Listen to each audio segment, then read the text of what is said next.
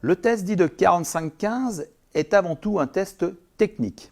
Autrement dit, un procédé de terrain conçu davantage pour positionner la zone des intensités utiles à l'élaboration des charges d'entraînement de la vitesse maximale aérobie sous forme intermittente plutôt qu'un test permettant d'évaluer l'aptitude aérobie maximale d'un sportif. Ce test progressif et maximal se réalise sur terrain plat sous forme d'aller-retour en course avec des paliers qui se composent d'une phase active, c'est-à-dire d'une course de 45 secondes, suivie de phase passive, c'est-à-dire d'une pause de 15 secondes, qui en plus d'accorder une petite récupération, donne le temps de se repositionner pour le départ suivant. Je vous précise que ce test ne nécessite pas de phase d'échauffement. Ce test convient à un large échantillon de sportifs, des jeunes aux plus âgés, des débutants aux sportifs confirmés. Il est très abordable pour ceux qui n'ont pas une condition physique élaborée ou pour qui le système aérobie n'est pas performant ou encore pour le sportif de forte corpulence. La progressivité de la vitesse se concrétise par la réalisation d'une plus grande distance parcourue à chaque nouveau palier. En fait, il s'agit de gagner 6,25 m à chaque nouveau palier. La vitesse obtenue à l'issue du test fournit la valeur à partir de laquelle on ordonne les intensités d'entraînement de type intermittente. Celle-ci correspond plus, disons, à la VMA brute qu'à la VMA pondérée. La vitesse maximale réussie lors du dernier palier complété doit être prise comme la vitesse de référence, un repère de 100% des intensités intermittentes dont le coach a besoin pour élaborer ses charges de PMA sous forme intermittente. Il faut bien comprendre que ce test est un test technique, donc si nous le comparons avec le résultat d'un test dit de VAM éval, la vitesse limite peut être nettement supérieure de 0,5 jusqu'à 2 km/h. Cet écart n'est pas un problème de fiabilité mais de pertinence. Il semble plus pertinent de se servir d'un test intermittent pour élaborer les charges intermittentes et d'un test continu pour élaborer les charges continues.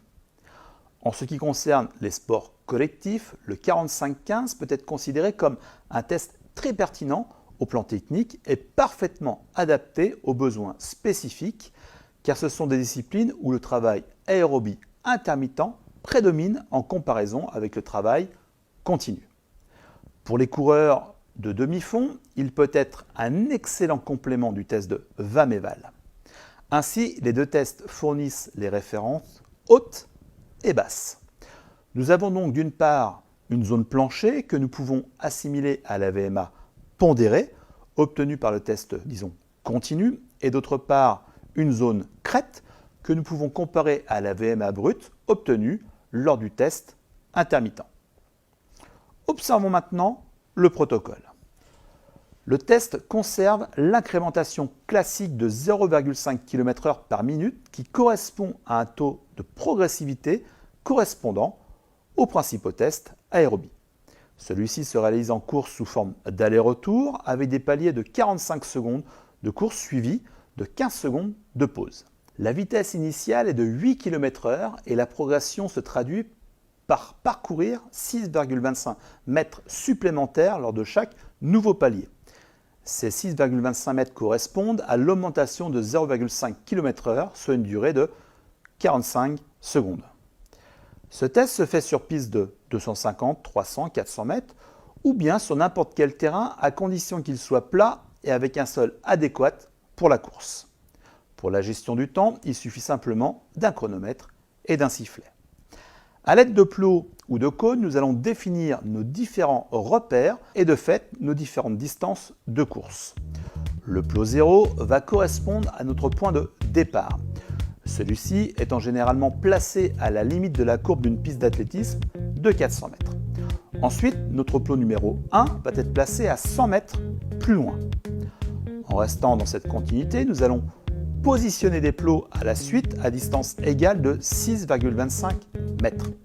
Nous allons donc pouvoir observer des plots aux distances suivantes.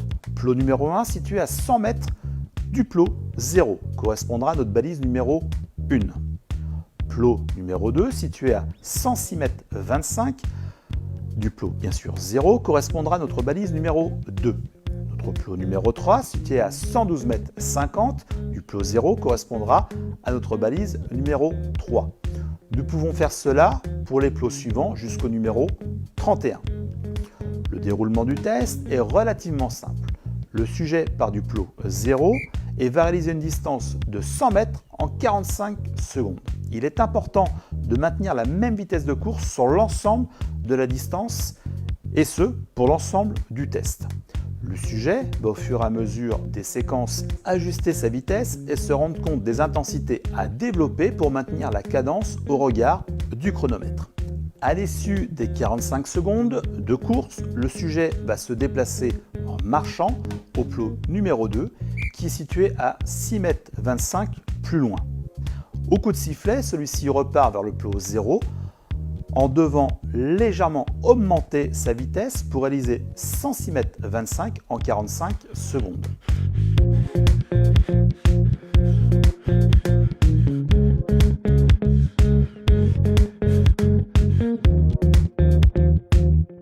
Une fois le plot 0 atteint, le sujet attend 15 secondes, puis au coup de sifflet, celui-ci repart pour atteindre le plot numéro 3 qui est situé à 112,50 m. La cadence de course va donc augmenter proportionnellement au plot qui doit être atteint.